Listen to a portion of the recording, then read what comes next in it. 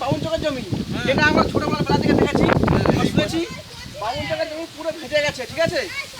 তো এখানে ঈশ্বর যুগলচন্দ্র মাইতির মন্দির, সমাধি মন্দির। তো এখানে দেখছেন এতখানি জল হয়ে গেছে।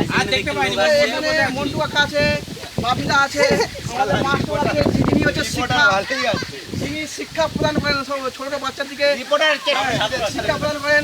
এখানে আছে এখানে মাননীয় আছেন অলোক সামন্ত মহাশয়, তিনিও ট্রেনে যেতে পারেননি, তো আটকে গেছেন, দেশে রয়ে গেছে, ঠিক আছে।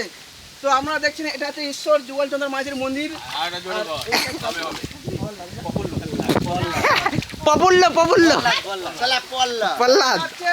ঈশ্বর ভুল বললেন প্রহ্লাদ, সরি এটা প্রহ্লাদ এবং মঞ্জুরি মাইতির ঈশ্বর মঞ্জুরি মাইতির মন্দির।